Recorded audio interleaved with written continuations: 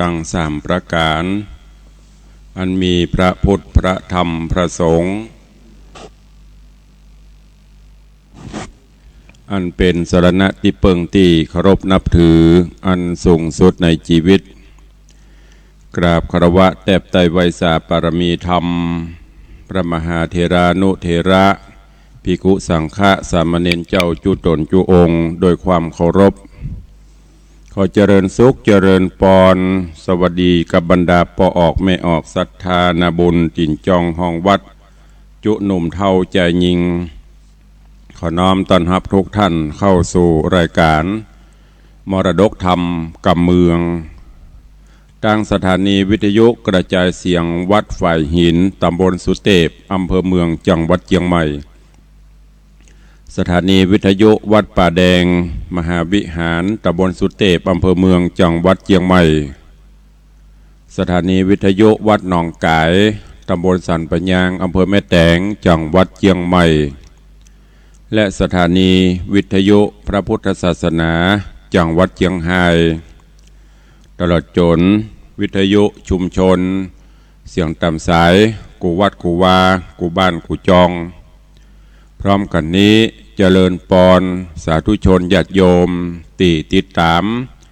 ต่างเฟซบุ๊กเฟซไลท์ต่างเว็บไซต์ต่างๆเพราะว่าจะเป็นเฟซบุ๊กของ104หรือว่าของวัดฝ่ายหินเว็บไซต์เฟซบุ๊กของวัดวังสิงห์คำของวัดศรีรัตนารามวัดศรีมงคลรัตนารามล่องยาวตลอดจน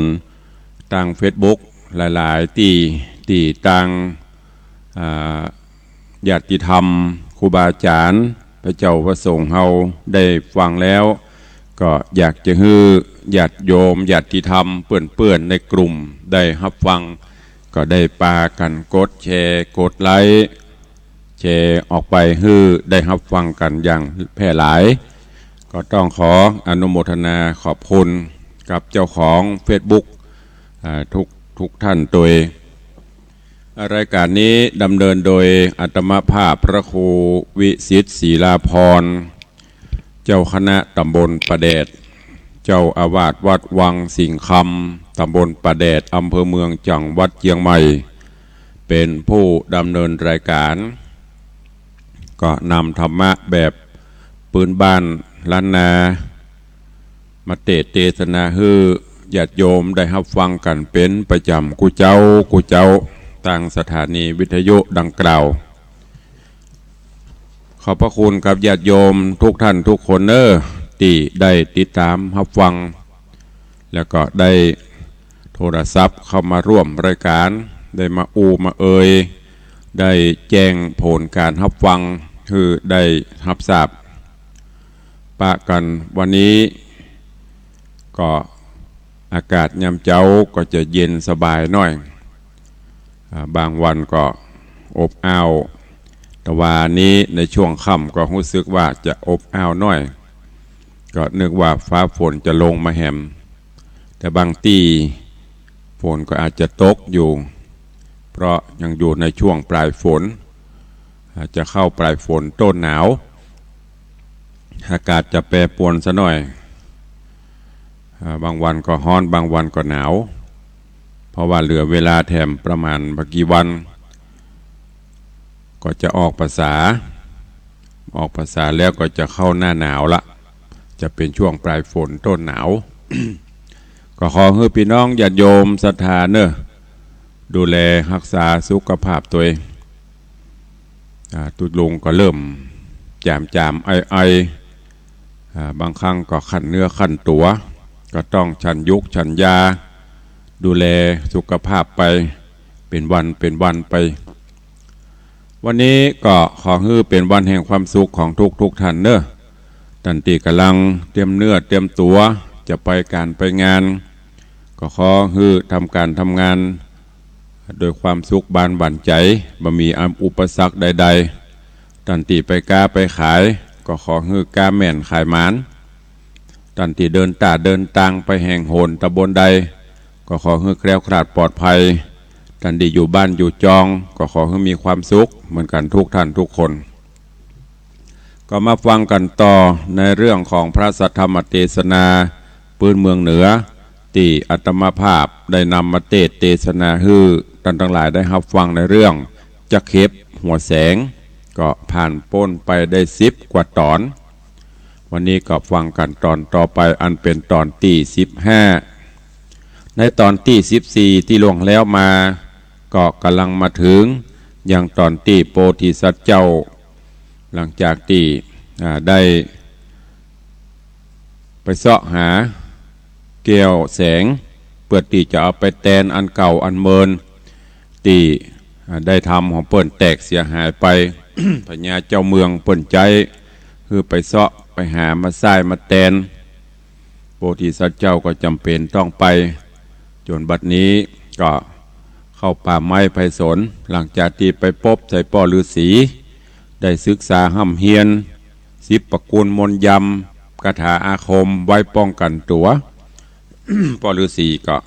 หันว่าปอจะไปได้ละก็คือไปในระหว่างที่กำลังไปเสาะหาจักเข็บหัวแสงในป่าเขาลำเนาไพโอ้จะไปปะใส่ปทุมมาตอนนี้ตึงปทุมมานี่ก็พญาเจ้าเมืองแห่งเมืองหนึ่งเปิ้นกำลังสู่ขอกันเปิ้นกำลังจะเอาไปเป็นมเหสีและประกอบกับถึง2ได้พบได้เกยได้พบได้ปะกันที่เมืองมิถิลาได้ปิ้งใส่กันเตื้องละในตอนนี้ปทุมมาได้สู่ถูกยักษ์พรากออกจากกันจากที่เจ้าเมืองมิถิลาเพิ่นจะเอาไปยักษ์ก็เอาไปไว้ในถ้ำตังปทุมมาก็ห้องเสียงวุดวิอย่างต่างๆจนได้ยินมาถึงยังโพธิสัตว์เจ้า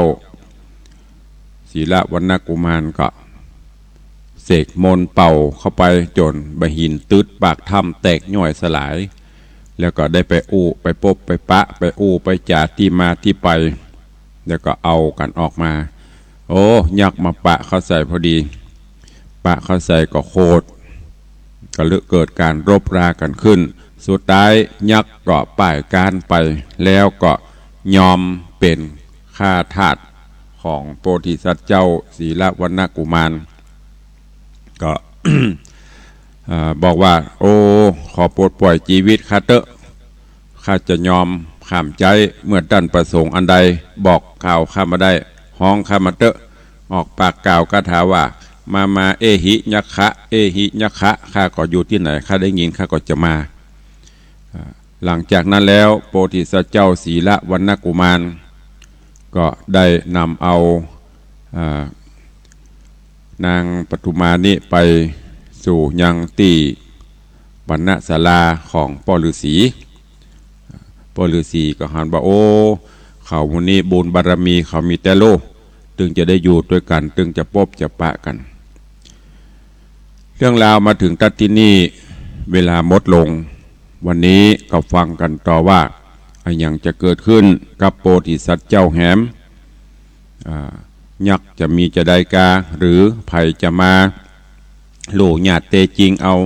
จะต้องสู้รบปรบมือกับภัยแหมพ่องด่านต่างๆที่จะต้องเจอจะมีอย่างแหมก็เจิญปอออกไม่ออกศรัทธานาบุญเฮาเนอ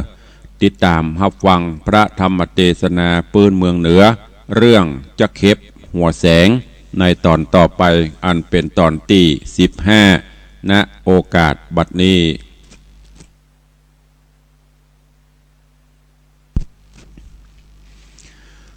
นะโมตัสสะภะคะวะโตอะระหะโตสัมมาสัมพุทธัสสะสัทธะโวฟังลาโสตุจนะสัพพุริสะตังหลายทั้งหญิงและชายหนุ่มเท่าที่ได้ปากันเล่าทาดาฟังยังรัสธรรมเทศนาจะเข็บหัวแสงลำดับมาแถมแล้วเล่าเจิญสัทธาหนุ่มเท่าตั้งหลาย จูงตั้งใจหมายถ่อมทาดาฟังต่อไปไปนานีแลดนาตามัดถังปะกาเสนโตสัทธาอาหะสัทธาอันวาสัพปัญโยยอดซอยหันบาทถอยบาลีโบทหลังมีไปแจงพระจิงแสงเตสนาว่าตาปะโสเตสังโอวาตังทัตวาดังนี้เป็นตนภิกขเวดูราภิกขุตั้งหลายอันเป็นสายอริยญาติเชื้อนักปราชญ์ทรงญาณ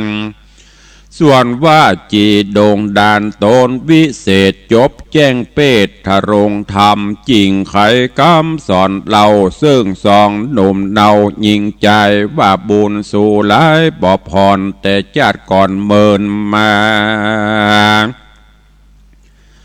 บุญจริงป่าหืดใดมาอยู่ไกลจอมการจูงแป่งปันฮักขอดอย่าละตอดตุ่มวางอย่าใจจังยังเบื่อจูงไฟเอือกองงามคือปฏิบัติตามแบบเบาอันนักปราชญ์เจ้าได้สอนมาอันว่าสามีกานอนโสดอย่ารายโหดอธรรมอย่าไขกำหยับจะจุมแจ้งด่าเมียตนอย่าทาโรนคำราบห่มขนาบเคขาฮือภริญากู้หอยได้ต่ำก้อยมองใจจากกรรมใดมันแก่นสัจจะแม่นตามธรรมอย่าไขกรรมประมาทเถิงเจือจาดวงศาแห่งภริญาห่วมคังอย่ากล่าวอ้างเตียนควันจุงไข่ปันกล่าวถอยโดยกรรมอ่อนอ้อยวอนหัวกรรมว่ามึงกูนั่นใส่ป่าหือห้อนไม่เครื่องกาอย่ามาญาติลิงโลลักเล่นจู้ไหลใจอย่าตาไหล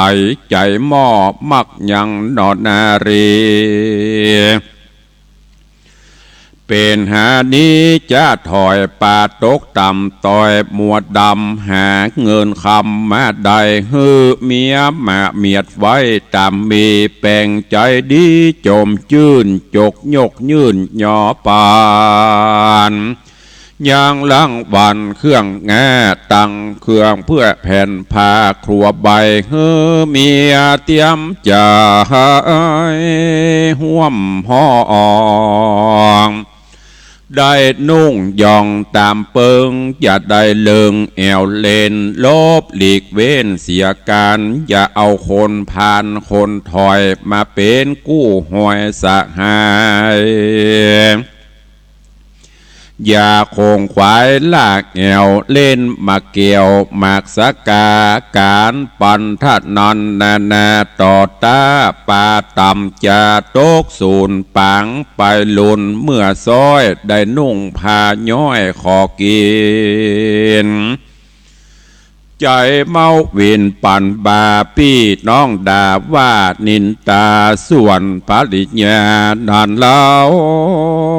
นักปราชญ์เจ้าสอนปานว่าอย่านอนวันขี้คร้านอย่าอยู่บ้านได้มันคงควายปอดกวาดเฮือนสะอาดหมดใส่ตังหม้อไหถาดถ้วยมันล้างซ้วยคัดสีคืองามดีจุมือพอบ่เบื่องามตาหูแต่งดาเขาน้ำเขาจุข้ำเจ้าใจง่ายแรงมันเลงแยงพอยืดตามบนคือบนฝาอย่าหื้อฝุ่นมาปั้นปอกำปุ้งก่อใส่ใหญ่พื้นครัวใบเสือสาดอันปุดขาดมัวดำ อย่าวางตำละไว้เฮียลาดไข่เก่งหาหูไข่จะอ่อนน้อมต่อข้าคอยยิงใจย้ำตายายพ่อแม่ตั้งเท่าแก่วงศาแห่งสามีกาดรวมห้องหรือพี่น้องแนวตนได้เตียวโหนมาสู่อย่างที่อยู่เกงหาหูอู้จะถูกทวนฟังแล้วม่วนหัวใจอย่าจะไข่ส้มเสียดเนี่ยน่าเกียดจังกังอย่าเตียวเหือนดังเนี่ยย่อบอกใครตันต่อเจียนจ่าพระลิญาดังนี้เป็นหญิงกรรมกี้สามานแถมประการหนึ่งใส่อย่าบาปใบอาธรรมหูแยงยำข้ามเจ้ายังสามีกาเจ้าเตรียมตนอย่าเป็นคนใจหม้อตัวตามก่อสอกะตัวตามกรรมสอยิงใจพ้องก็หมายฮือได้พ้องก็ไกลฮือเสียตัวเป็นเมียห่วมคางอย่ากล่าวอ้างนินทายังสามีกาตัวเก่าฮือคนอื่นเล่ายาวไปอย่ามีใจหลิงโลลักเล่นจูเสียสินฮือเอาหินก้อนใหญ่ห้อยหัวใจไว้คืนวันคืนอย่าเมาเวินใจถอยเอางิ้วมาห้อยหัวใจกองวัดใดนั่นเล่าอันนักปราชญ์เจ้าสอนแม่ฮือพระลิญาเมียดไว้อย่างของเครื่องใจเงินคำจักมีนาจักมีนำหรือหน่อยอันผู้หัวกู้ห้อยนำแม่อย่าปาลามักง่ายจกใจตามใจจักซื้ออันใดกวนอู้ฮือสามีกาหูตามมีอย่าเงียบอดดีสุกซ่อนเอาใจตามบ่อนปันท่านนั้นหรือลักของปันใจอื่นหวังจักได้ชื่นเจยโจม ตุกจักโถมตัวเก่าหืมมนเศร้ามองผ่านแถมประการหนึ่งเหล่ายิงแม่เจ้าเกงหาฮือมันอดสาจะใจเนียการน้อยใหญ่ตามมีฮือบัวระมวลดีจุสิ่งยอมเป็นมิ่งมงคลแม่บันโดนส่งยูฮือได้อยู่เจยบานจิตะโรงยานผู้เท่าสอนยังเจ้าบุญหนากับนางปฐุมมานอดเนาฮือหูแจ้งไข่หลายประการก็มีหันแหละนาตีนี้จากวันนาจะกล่าวถึงนอดเต่าเนี่ยสะอุปราชาอัญญขาปู่เท่าใจบาปเศร้าทารนมากินรีปนเลี้ยงใส่แล้วอุ้มเอานางดอดไทยปฐุมมาลาจาธิดาแว่นฟ้าไปต่อหน้าบัดเดียวแล้วรีบเร็วไววาดสะยองคืนอากาศหนีไปที่กลางดงไพรป่าไม้ดังกล่าวไว้ไปลางอาทะยังไปแจงพระจริงแสงเตสนาวาโสอุปราชาโทมนัสสัพปโตดังนี้เป็นตนภิกขเวดุราภิกขุตั้งหลายอันเป็นสายอริยะเจ้าทุกคำเจ้าภาวนาส่วนอันว่าราชปุตตาอุปราชหันยักษ์หาวหาดดงไพรอุ้มเอานางดีกว่าไปต่อหน้ากองตายินโทมานัดสาเอาไม้ห้องบ่เป็นให้เมาวนต ตุกเผาโลนไม่แมดดังจีวิตจักขาดบำวายย้อนเสียดายบอดแล้วยังสลีมิ่งเกี่ยวนางยิงยังบอดดันได้ปิงแนบคางยักป้อยมามั่งป่าไปกามคะหนิ่งในแต่เก่าว่ากันไต่เต้าภายผ่านดันโด่งตันไปฮอดเถิงที่จอดราชธานีจักนำโสมสลีน้อยอ่อนเข้าห่วมซ้อนแปงปิงกำคะหนิ่งนานเล้าหากสูนเป่าเสียสุมตุกมาสุมแดนตี้แน่บอกรีเจยบานจริงมีราชองค์การรีบหาวห้องเอิ้นเป่าโปธามีดาบหน้า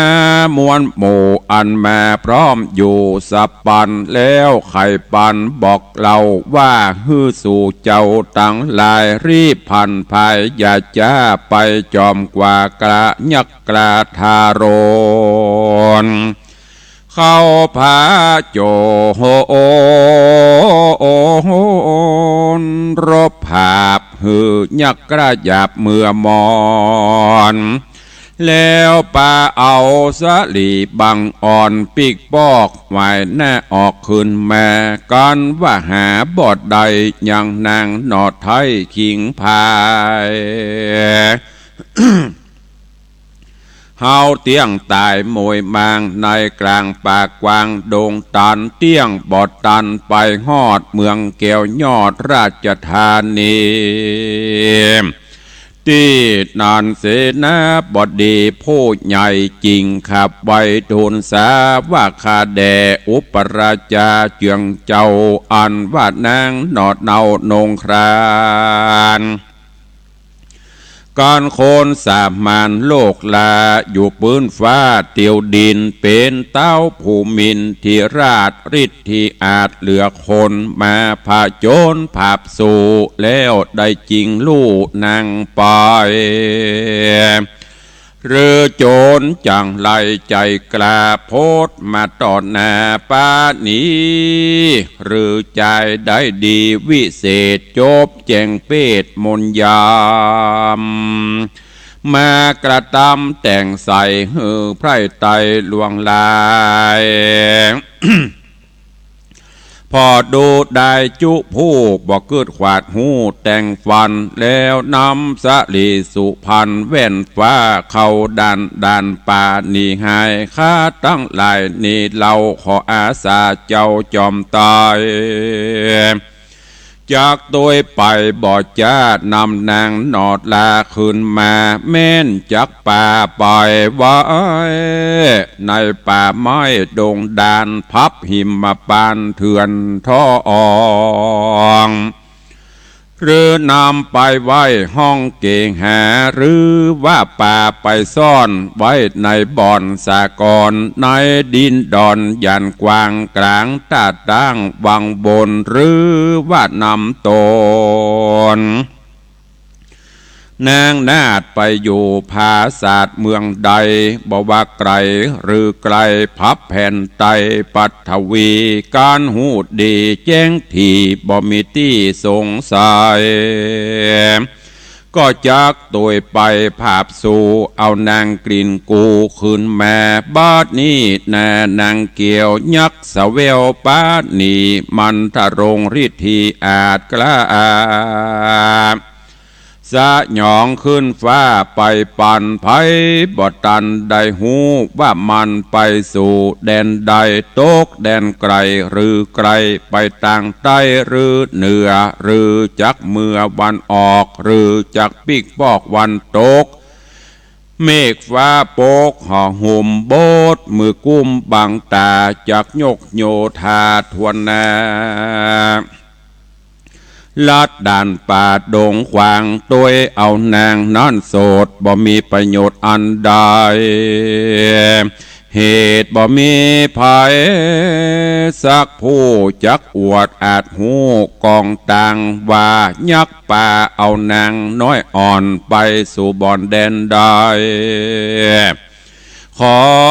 หน่อห่อใจอุปราชอย่าไม่มาดน้องมองขี่แปลงใจดีตั้งมันโอดเงื่อนกันตามธรรมการบุญนำมากกวางใดก่อสร้างเตรียมมากับสลีโสภาน้อยอ่อนแต่จาดก่อนปังลางแม่นยักตาปังมามั่งเหือพระคังไก่โตนบุญกุศลนันเหล่าเตี้ยงแวดเฝ้าแน่การนำสรีสุพันปิกปอกใหม่แน่ออกคืนมาการบาปหนานำนาจัดแล้วบอกกลาดแกล้วถอยโหนหือยักษ์ทาลนมาพรากเอานางจากหายนีก็บอกวันดีโศกเศร้ากวนสละเล่าวางไปกวนตัดใจอย่าจะโยกพวกกาคนหานตั้งปริวานมวลหมู่ปอกขึ้นสู่ราชธานีอาจยามีโป่งขาดหือไพร่ราดคนใจต่างรีปนหลายหนุ่มเนาหือไตเต่าเตียวไปตามเวียงใจหน่อยใหญ่พับเสียงไข่จุ่มปูเปื่อถามดูฟังข่าวว่านางนอเตาปทุมมาได้มรณะมวยมังหรืออย่างข้างเป็นคนไปตกโหนแห่งห้องโคงเขตต้องเมืองใดการเขาไขกล่าวจีบ่มีตี้สังกาฮือรีบปอกมาขับใบฮือหูแจงไข่ตามรายแล้วก้อยโยกรีปนหลายอาจกราไปต่อตาราวีเอาสายสรียอดซอยมาเป็นกู้หอยไปลูนกันว่าขุนยศใหญ่กล่าวเสียงไข่กำจาโอปราชาหนุ่มเนาขานิงเล่าหันตันก็เร็วปันรีบหาวห้องเอิ้นเป่าสัญญาคือคนนำนามวลหมู่มาพร้อมอยู่บัดเดียวแล้วรีบเร็วบอดจะออกก่อนนารีบปนดันไพโซนป่าไม้นับอ่านได้หลายวันจริงป้ากันไปรอดเมืองแก้วยอดมิถิราอุปราชาหนุ่มเนาตั้งขุนเท่าแก้มเมืองโยธาเรืองยศใหญ่ก็ขึ้นไปไวทุนสารยังเต้าผู้บานตนป้อและนางแก้วหนอบมันดาหือหูขี่ญาแต่ตนติดสืบสนถึงไปก็มิงหันและนาตาโตปัฏฐาญาแต่นอนไปนาหนอเจ้าฟ้าบูตาคืออุปราชายศใหญ่เต้ามนไม่มาวนใจเล่ร่อนไหวหวันบ่ตั้งมันนิ่มเศร้าอยู่มองเงาข้ามเจ้าบ่ลืมคาบเขาแหล่งง่ายย้อนเสียดายบอดแล้วยังนางแว่นเกี่ยวปทุมมา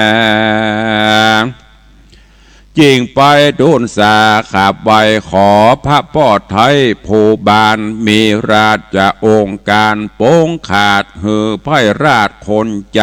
ตั้งรีปนหลายน้อยใหญ่นับอันได้ปอปานฮือปากันเตียวต้องไปต่างห้องที่สาในปลาหน่อยใหญ่พับแคว้นไตจุมปูเพื่อถามดูถามข่าวถึงนางนอเตาปทุมมา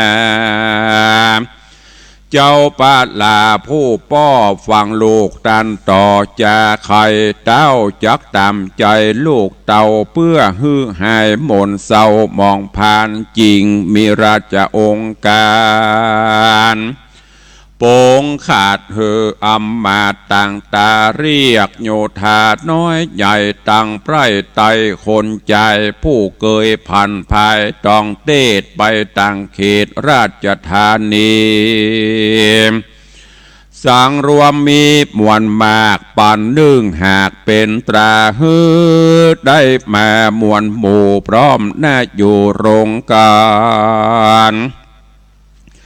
แล้วไข่ป้อนกล่าวจี้เหือแจงทีขี่ยาว่าสูจุงดารีบเฮาออกจากดาวเมืองเฮาแสงป่าเอาเครื่องกาคือแผ่นพาและรามจังเอินคำเครื่องใจของน้อยใหญ่นาแล้วใกล้กล้าเตียวตองไปตามห้องเวียงใจแสงซื้อไข่ไปจะใจตามเมืองน้อยใหญ่นา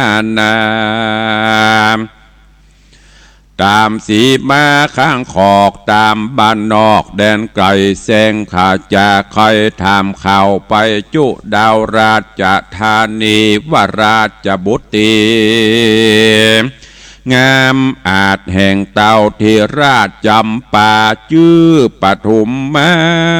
น้อยอ่อนมาตกอยู่บ่อนเมืองใดหรือมีไผ่เลี้ยงไว้เอาใจใส่รุมราหรือเต้าได้จะบุญกวางป่ามาร่วมข้างห่อจันกันเข่าไข่ปันก่าวแล้วก็เตี้ยงแต่ก่าวแก่มีเตี้ยงแต่บ่สงสัยฮือเรียวไปปีกปอกไว้แน่ออกขึ้นมาแล้วใครจะกล่าวอูฮือได้หูตามมีการเจ้าปุรียศใหญ่กล่าวเสียงควายสุดกำพลแน่นำม้วนหมู่อันแม่พร้อมอยู่โรงกันต่างปากันกลมกล่าวอาสาเจ้าจุคนแล้วถอยโหนขึ้นสู่อย่างที่อยู่ไผ่มันรีบเรียวปันบอดจาเนี้ยตามเจ้าฟ้าปันไม้แล้วพันพายกราบรากออกไปจากเมืองโตนไปต่างโหนต่างเตตามดาวเขตเวียงใจพ่องก็ไปต่างไตพ่องก็ไตต่างเหนือพ้องก็เมื่อวันออกพ้องไปขอกวันโตกเป็นหมู่หกหมู่แห่พ้องมากกว่า10 ปาย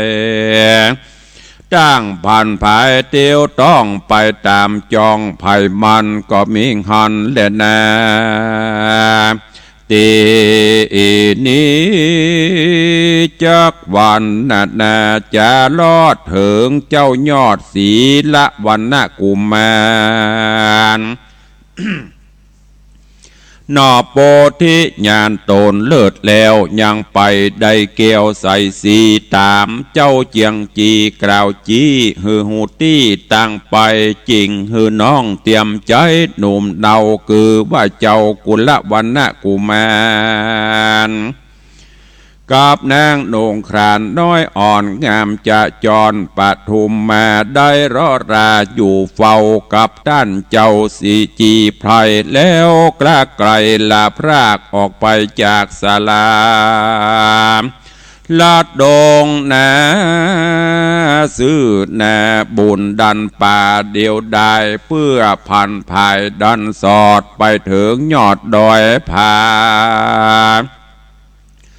เอารัตนาภาเส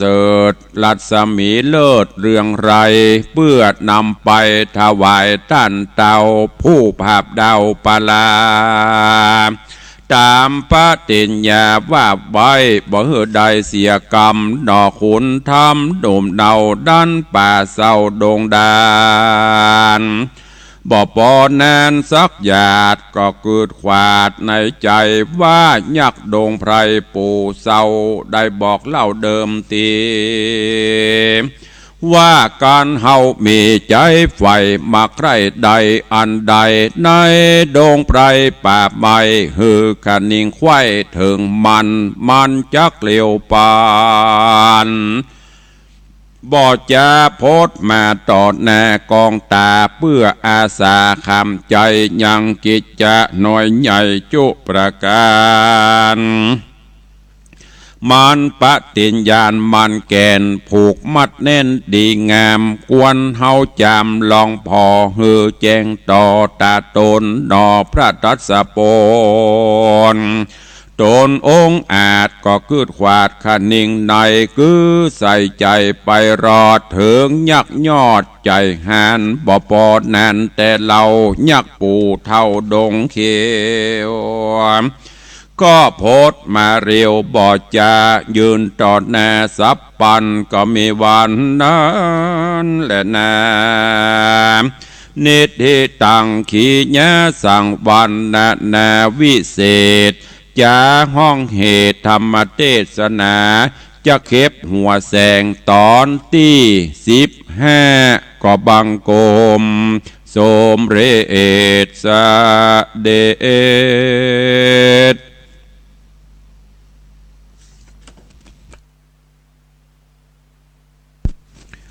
ญาติโยมศรัทธาสาธุชนเราเจ้าข้าทั้งหลายก็ได้ติดตามรับฟังอย่างพระสัทธรรมเทศนาปืนเมืองเหนือเรื่องจักเข็บหัวแสงที่ได้น้อมนำมาเทศนาฮือได้รับฟังกันเรื่องราวสาระคติธรรมวันนี้เนื้อหาสาระหลังจากตีโพธิสัตว์เจ้าศีละวรรณกุมารได้นำเอาปฐุมมาออกจากถ้ำพ้นจากยักษ์แล้วยักษ์ก็ยอมไปการแล้วก็อาสาขามใจยามเมื่อโพธิสัตว์เจ้าต้องการจากนั้นยักษ์ก็ไปหนีไปรอฟังถ้าผลห้องไม่ได้ก็จะมาส่วนโพธิสัตว์เจ้าศีละวรรณกุมารก็นำเอาปฐุมมาปิกไปยังบรรณศาลาของพ่อพญาเพื่อที่จะเอาไปบอกไปกล่าวไปฝากไว้กับที่พ่อฤาษีก็โหว่าเป็นบุญบารมีของเปิ้นปางเก่าปางหลังมามันบักขราดบักเคี้ยวกันไปที่ไหนเป็นกู้บุญบารมีกันอยู่ที่ไหนก็ตึงปบตึงปะกันอยู่ตลอดจากนั้นพ่อฤาษีก็ได้สอนได้แนะนำเกี่ยวกับการปฏิบัติเนื้อปฏิบัติตัวของผัวของเมียการอยู่ร่วมแรงร่วมใจกันผัวก็ต้องฮือ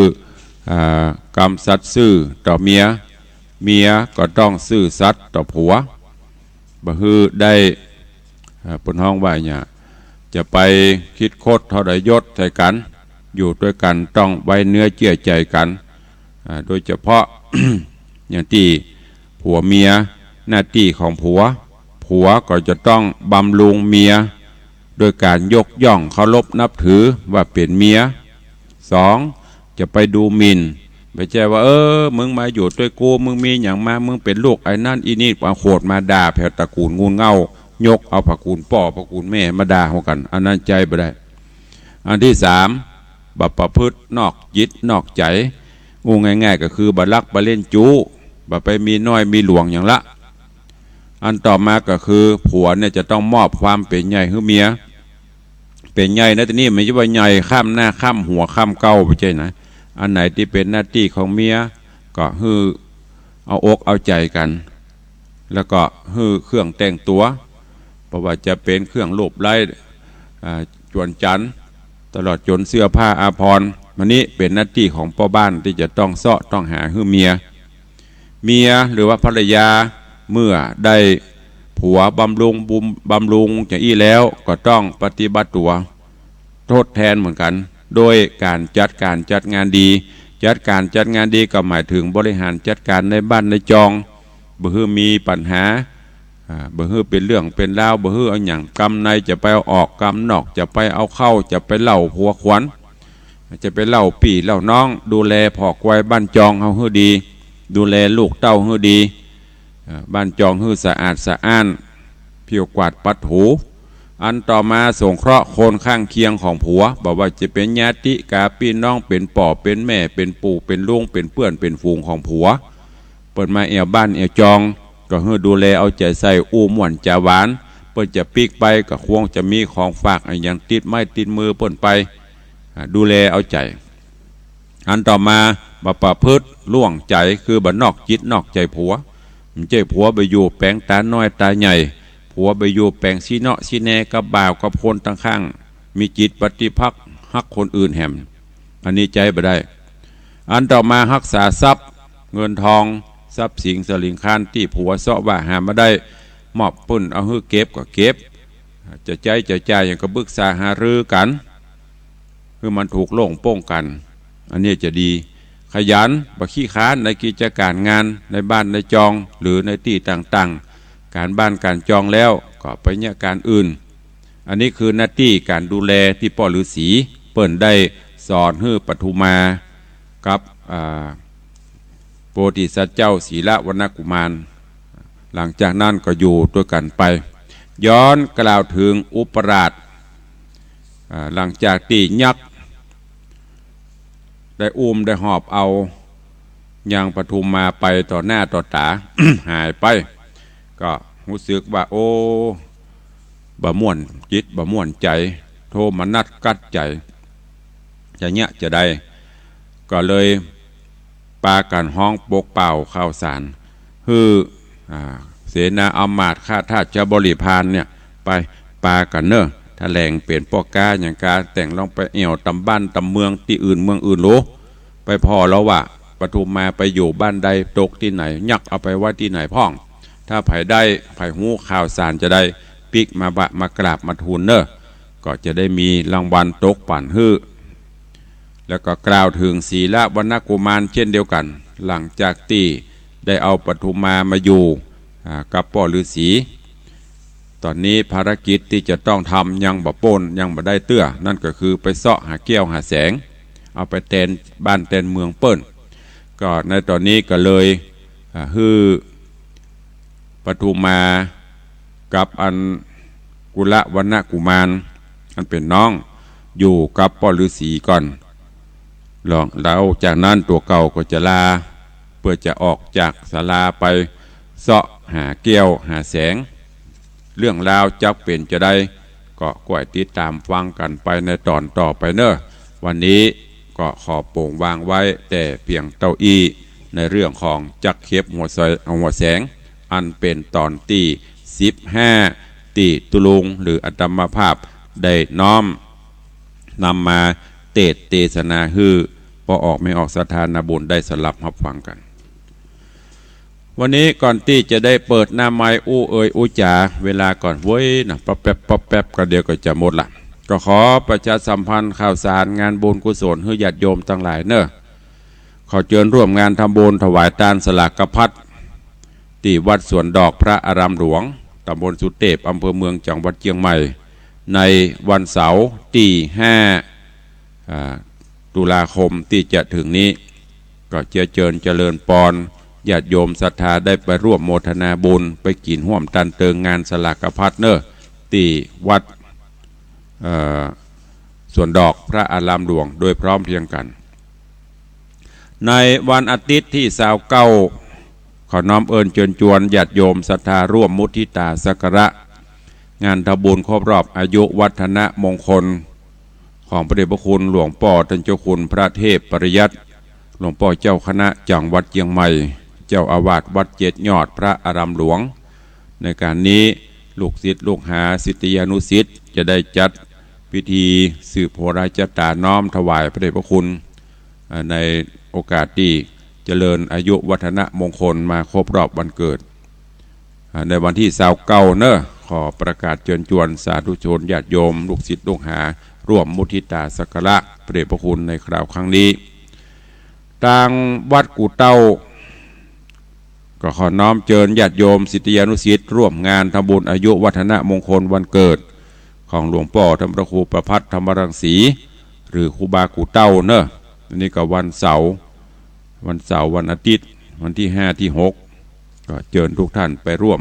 งานโดยพร้อมเพรียงกันแล้วก็วันที่23ตุลาที่วัดดอนจันทร์ตำบลตาสลาก็จะมีงานทำบุญสืบโหราชตางานสะเดาะเคราะห์เลาะนามตลอดจนงานพิธีวันปิยะมหาราชก็ ก็ขอเชิญทุกท่านไปร่วมกันเนอะเอาละเวลาก็ใกล้จะหมดแล้วก็ขอเข้าสู่โหมดท้ายรายการได้ได้ได้จ๋ากับญาติโยมศรัทธานาบุญผู้มีใจบุญใจกุศลที่ได้ฟังธรรมอยู่ในเจ้าวันนี้เนอะใครจะจะจะจ่าตัวตุลุงก็เข้ามาได้0817836540ขออนุโมทนาบุญขอบคุณกับโยมพ่อเทียบแม่ถนอมสิทธิเสือพะเนาร่วมโมทนาบุญสร้างพระเจ้าทองคำ1,000 บาทโยมแม่อำพรวงเขียวต้นโจกหลวงใจสถานสระปี 1,200 บาทแม่อุ้ยหมอนนางใจวงบอนบ้านดอกแดงสง่าบ้านดอยสะเก็ด 1,100 บาทโยมนิกรโยมเฉลียว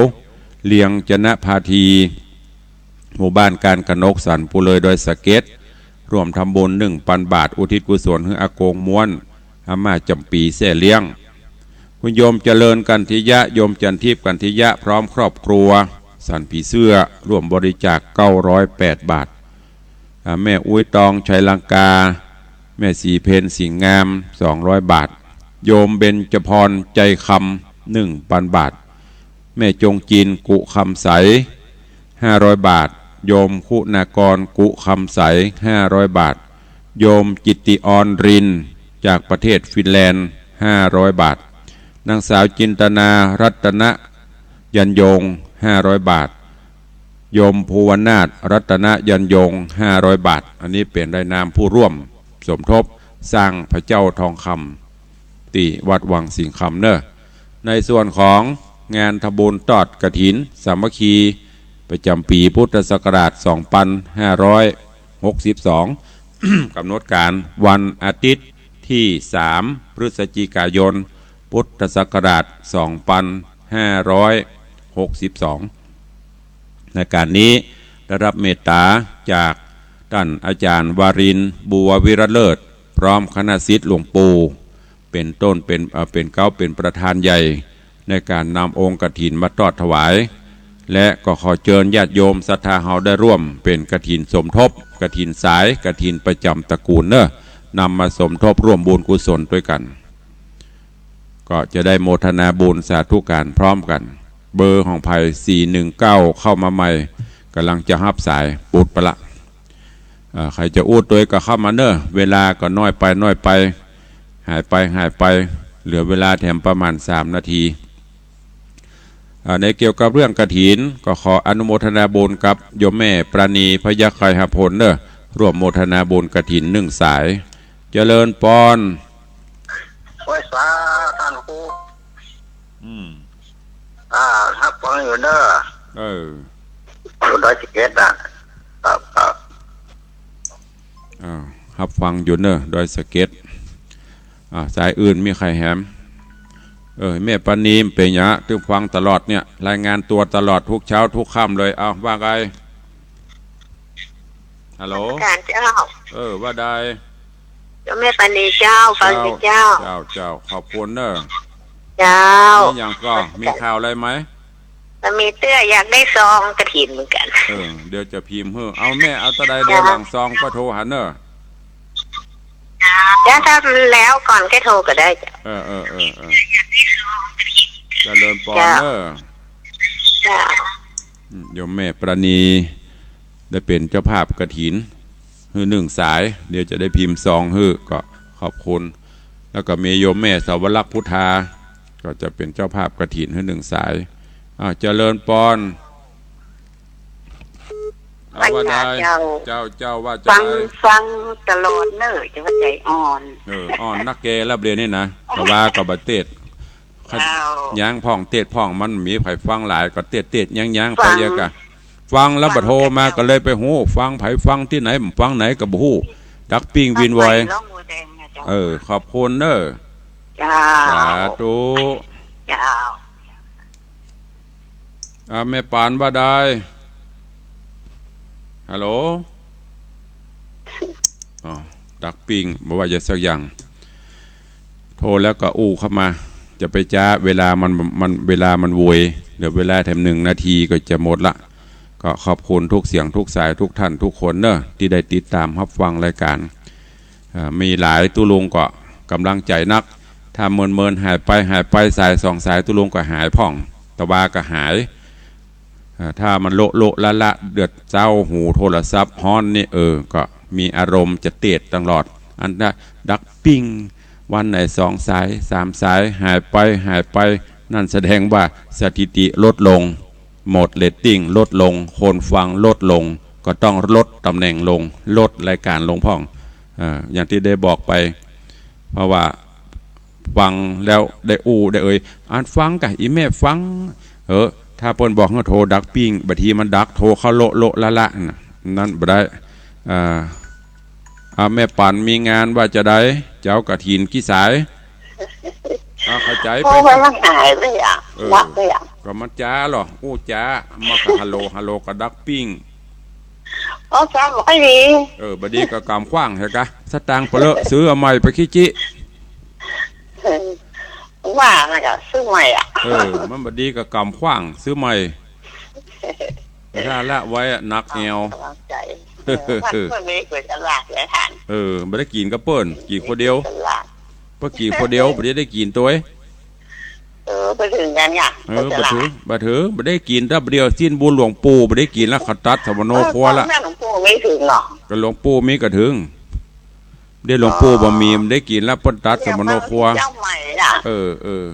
เอาตีก่อนเนอะเวลาจะหมดแล้วเนอะก็เดี๋ยวก็หลังไม้ถ้ายาวหลังไม้เอาเนอะเวลาจะหมดเอาละขอนำรายการจากไปก่อนเนอะบุญกุศลปกปักรักษาทุกท่านอยู่ดีมีสุขตุลุงจะเนอะแต่พองเลยพองไปเจ้าโคตรอย่างไผ่เนอะกันหนึ่งโยมแม่ปันโยมอย่างนี้จะเคยกันเยอะเดี๋ยวโยมบอกว่าข้อตุลุงอย่างบ่ม่วนนี่นะขอบคุณอนุโมทนาบุญทุกท่านทุกเสียงทุกสายที่โทรเข้ามาร่วมเนอะวันนี้เวลาหมดเวลาก้อยฟังกันในเจ้าต่อไปอยู่ดีมีสุขเหมือนกันจุตนจุองจุผู้จุคนเนอะจัตตาโรธรรมาวัฏันติอายุวันโนสุขังภะลัง